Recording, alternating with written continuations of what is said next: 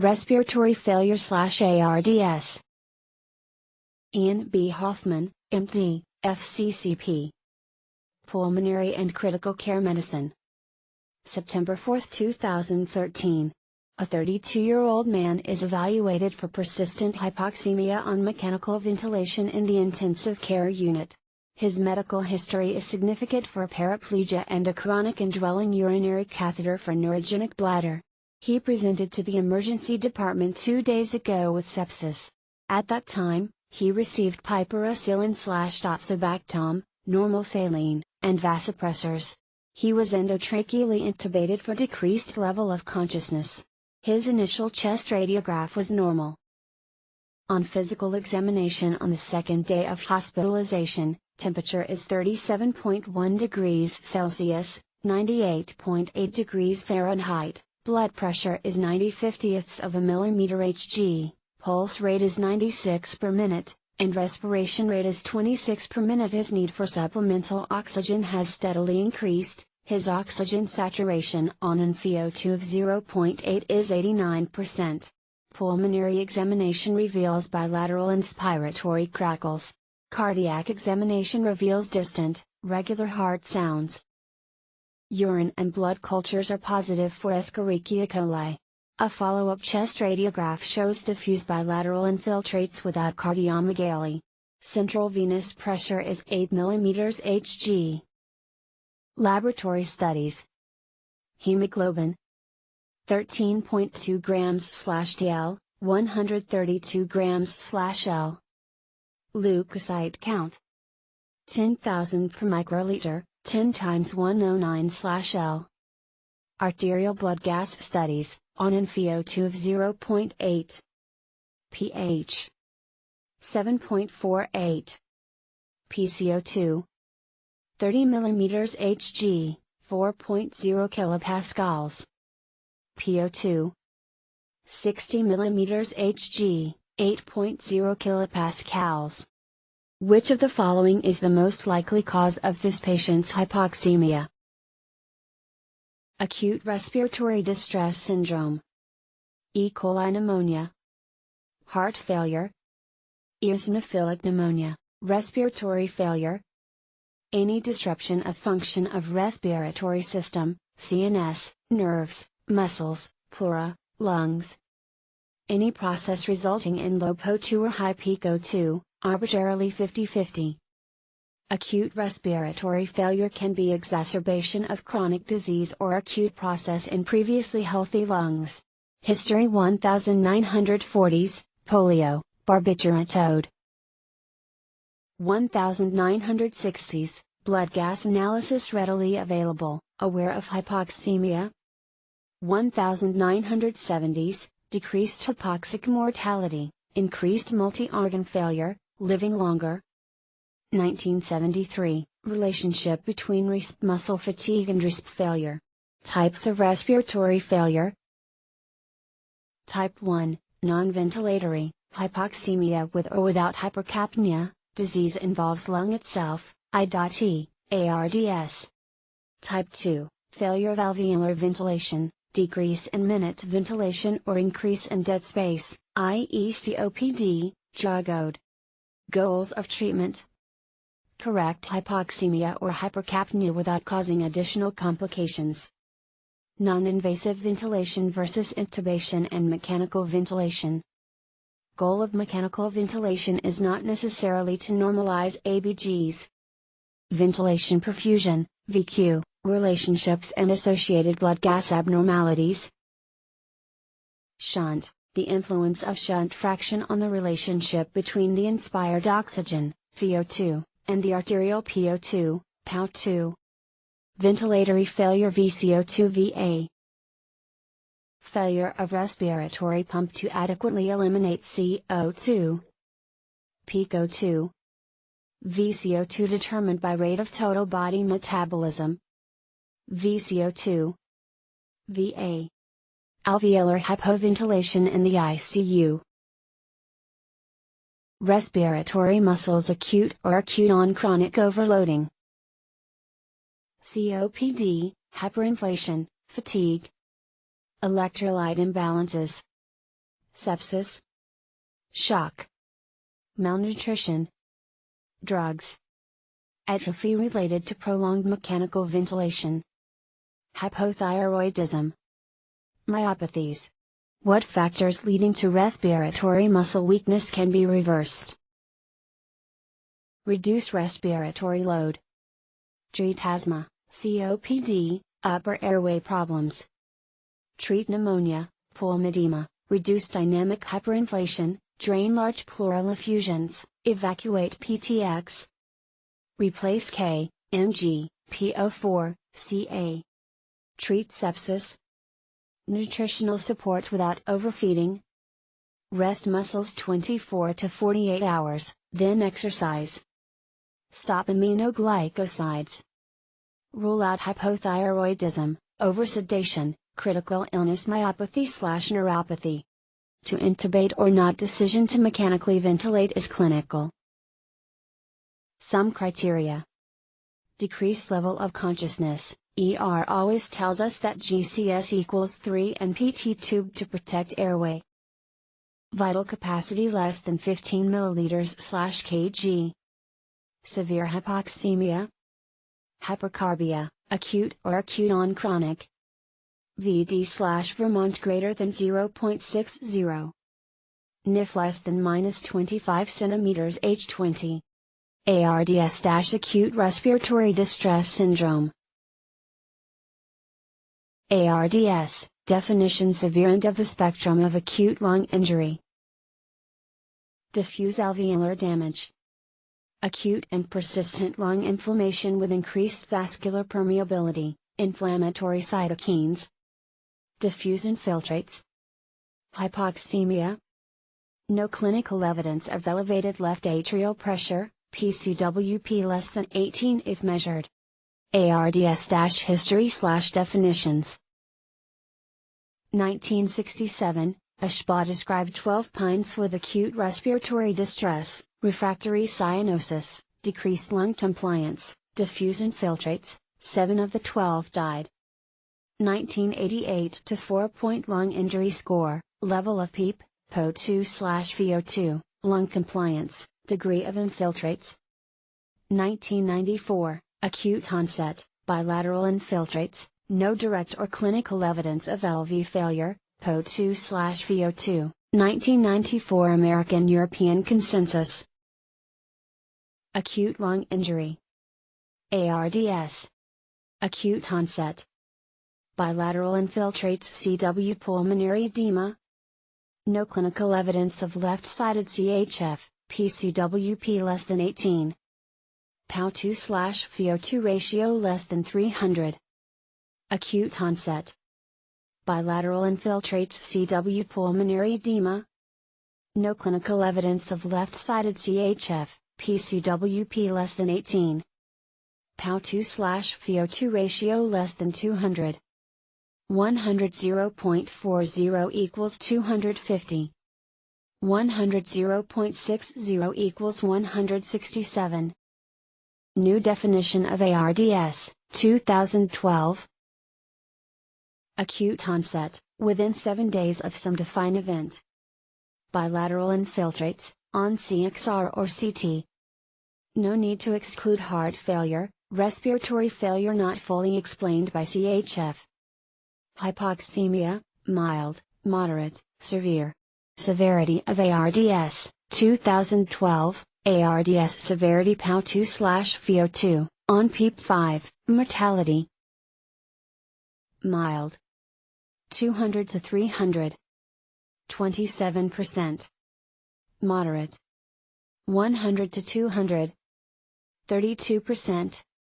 Severe. Less than 100. 45%. ARDS, incidence annual incidence 75 per 100,000, 1977. 9% of American critical care beds occupied by PTS with ARDS. ARDS, diagnosis. Clinically and radiographically resembles cardiogenic pulmonary edema. PCWP can be misleading, should be normal or low, but can be high. 20% of PTS with ARDS may have LV dysfunction.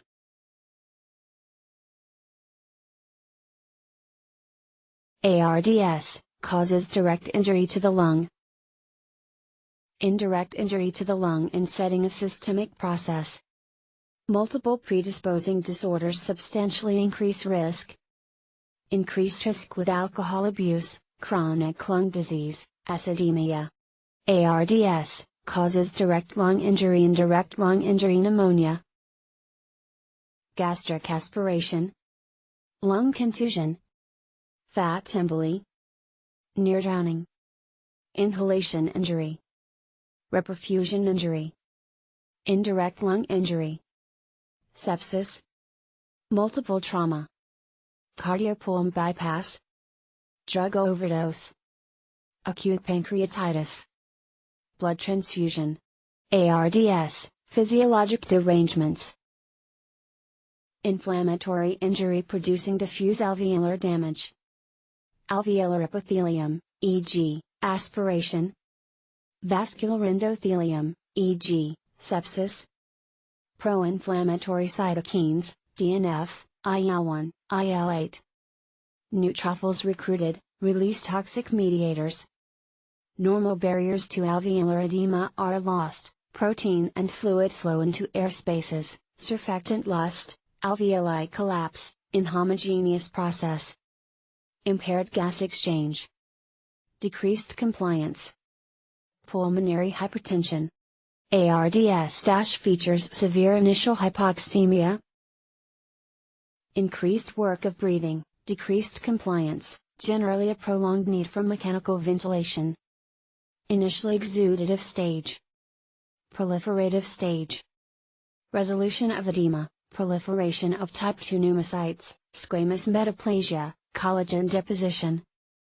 Fibrotic stage. ARDS- course early subsequent. Inciting event pulmonary dysfunction, worsening tachypnea, dyspnea, refractory hypoxemia. Nonspecific labs. CXR, diffuse alveolar infiltrates. Subsequent. Eventual improvement in oxygenation. Continued ventilator dependence. Complications. Large dead space, high minute ventilation requirement. Organization and fibrosis in proliferative phase.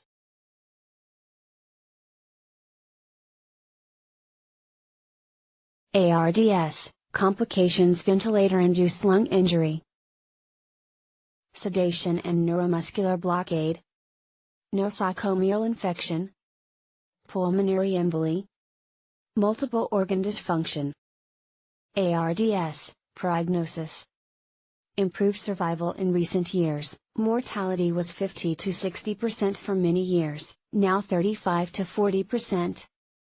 Improvements in supportive care, improved mechanical ventilatory management. Early deaths, 3 days, usually from underlying cause of ARDS. Later deaths from nosocomial infections, sepsis, MOSF. Respiratory failure only responsible for 16% of fatalities.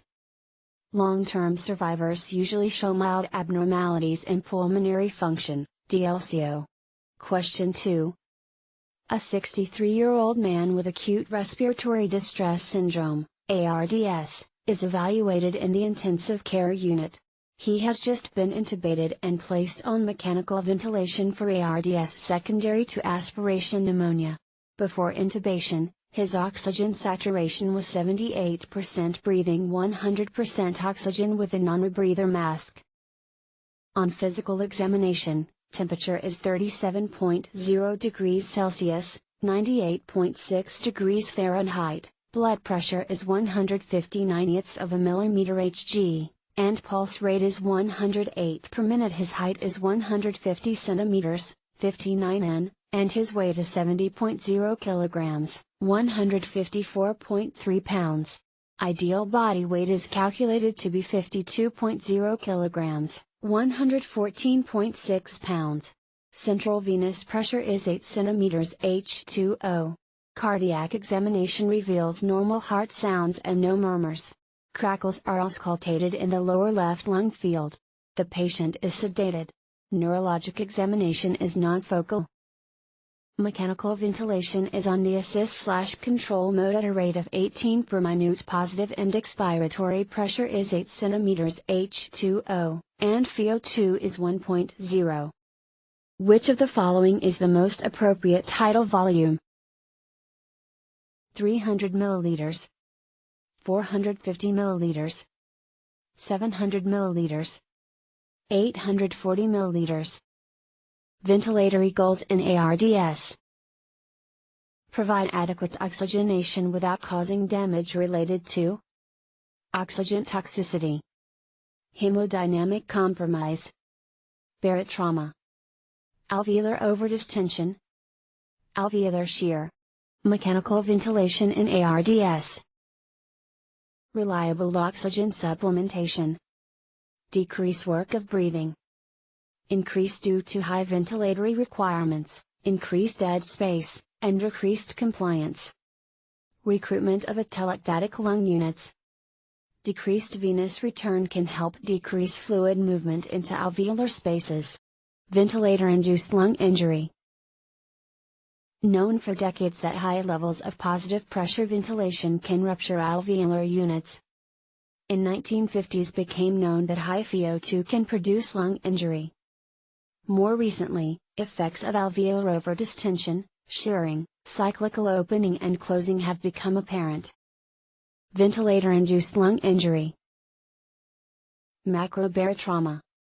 Pneumothorax, interstitial emphysema, pneumomediastinum, square emphysema, pneumoperitoneum, air embolism. Resulting from high airway pressures, or just a marker of severe lung injury. Higher PEEP predicts barotrauma. Ventilator-induced lung injury. Microbarotrauma.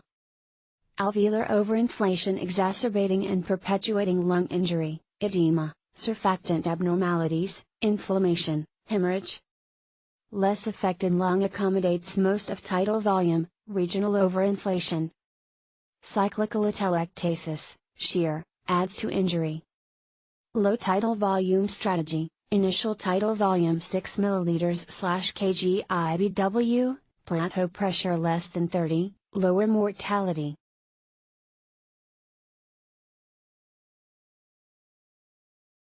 Ventilatory strategies. Therapeutic target of mechanical ventilation in patients with ARDS has shifted from maintenance of normal gas exchange to the protection of the lung from ventilator-induced lung injury. Low tidal volume. Plateau pressure less than 30, peak pressure equals large airways, plateau pressure equals small airways/alveoli. PEEP, enough, not too much. Pressure controlled versus volume cycled. Prolonging inspiratory time, increase mean airway pressure and improve oxygenation. APRV. Recent data suggest high frequency oscillation is bad. Permissive hypercapnia. Secondary effect of low tidal volumes. Maintain adequate oxygenation with less risk of barotrauma. Sedation/paralysis often necessary. The only method of mechanical ventilation that has been shown in randomized controlled trials to improve survival in patients with ARDS is low tidal volume ventilation, ARDS Network Trial. NA 2000, 342, 1301-1308.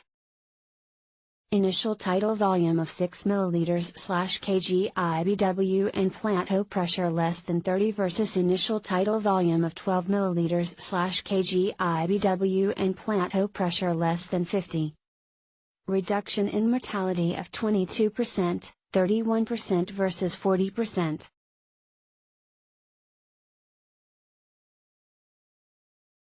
Ventilator management in patients with acute respiratory distress syndrome or acute lung injury. In Engelgema 2000, 342-1301. Question 3. A 25-year-old woman is admitted to the intensive care unit, ICU, for a 6-hour history of respiratory distress.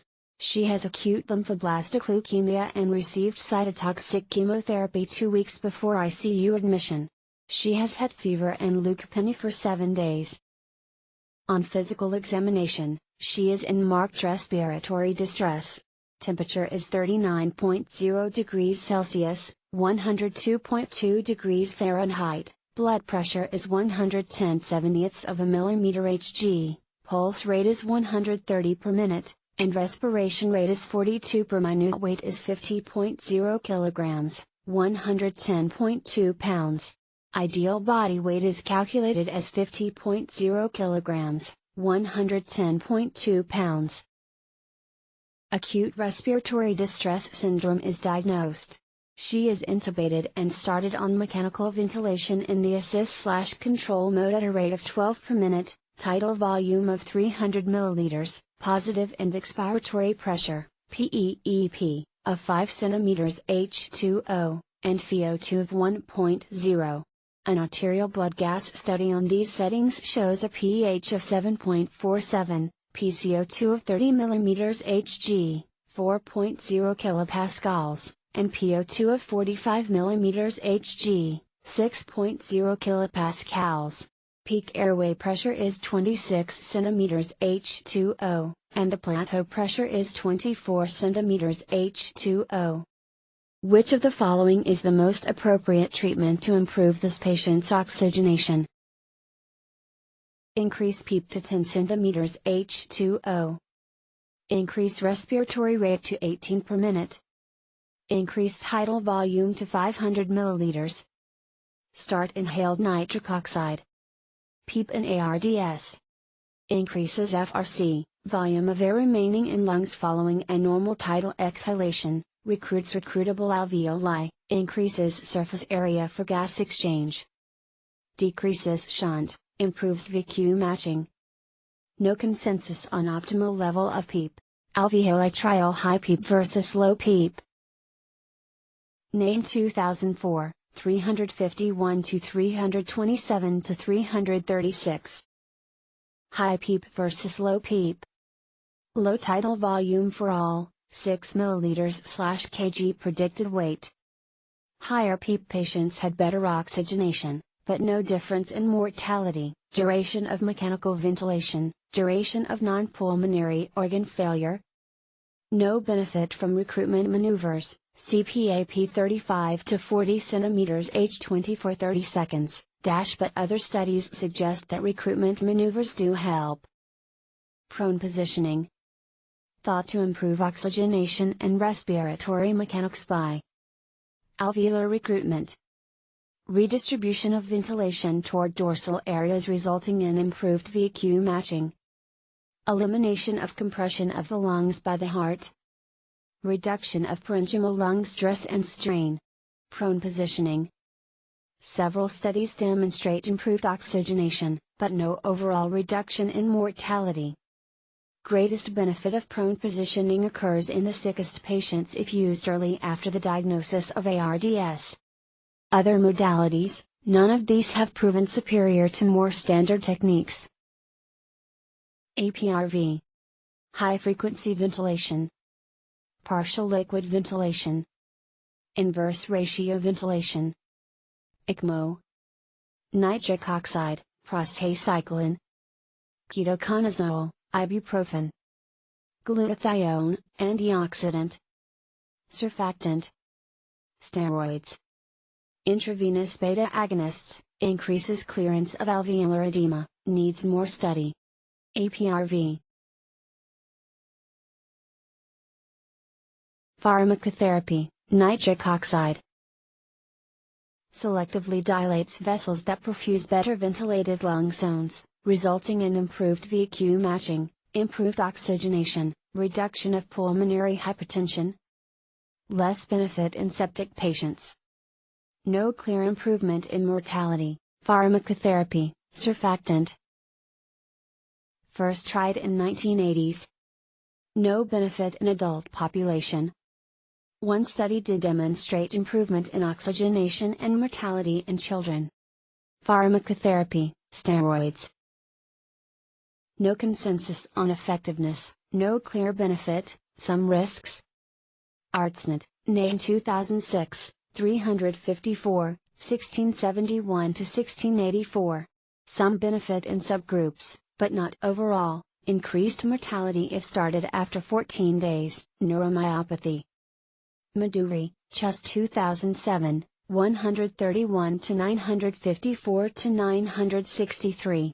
Improvement in pulmonary and extrapulmonary organ dysfunction, reduction in duration of mechanical ventilation and ICU length of stay, small sample size, imbalance in treatment arms.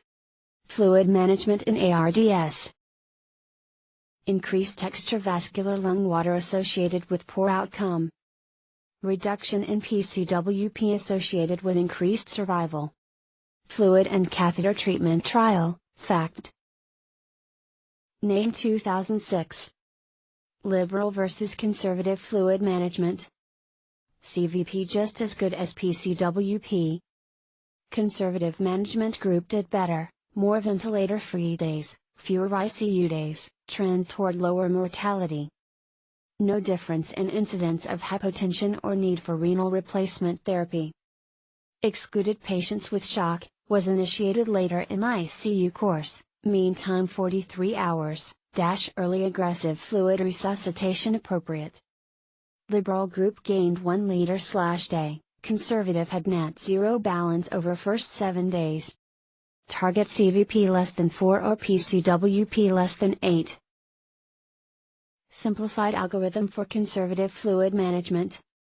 Target CVP less than 4 or PCWP less than 8. MAP greater than 60, no vasopressors for greater than 12 hours. CVP PCWP average urine output less than 0.5 cc/kg per hour. Average urine output greater than 0.5 cc/kg per hour.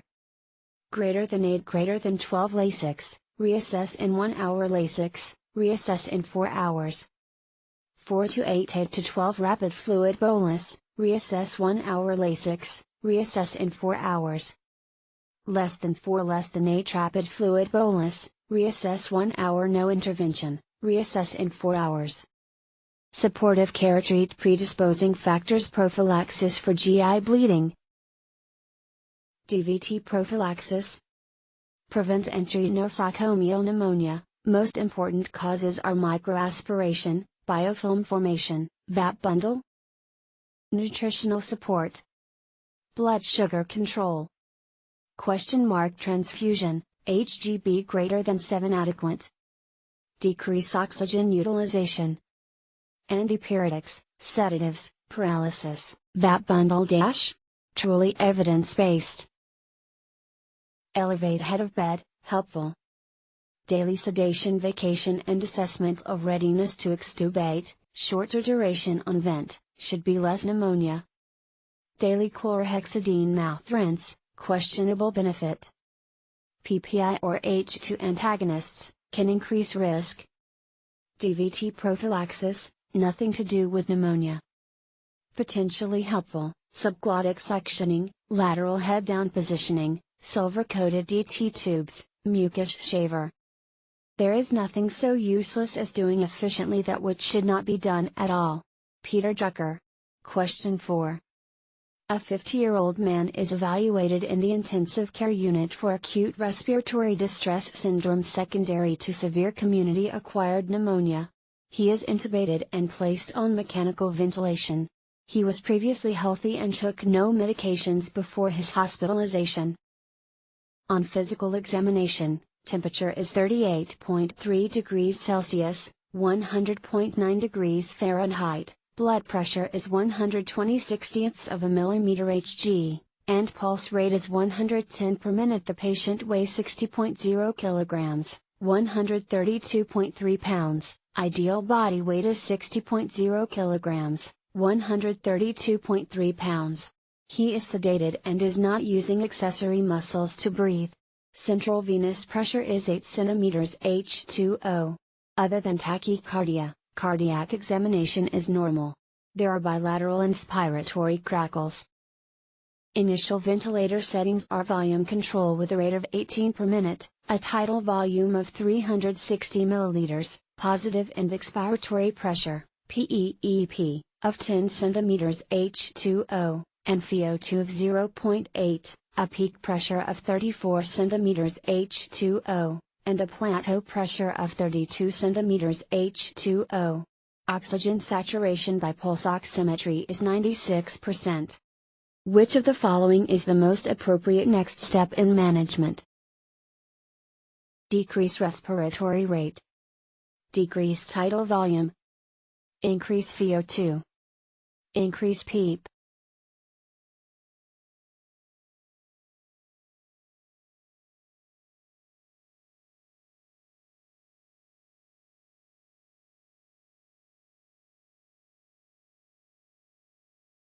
Simplified algorithm for conservative fluid management. Shock no shock. CVP. Oliguric non-oliguric. Greater than 9 vasopressor diuretic. 4 to 8 fluid bolus diuretic. Less than 4 fluid bolus gavio fluid. Flow diagram for the evaluation of hypoxemia. PVO2 equals mixed venous PO2. VO2 equals oxygen consumption. DO2 equals oxygen delivery.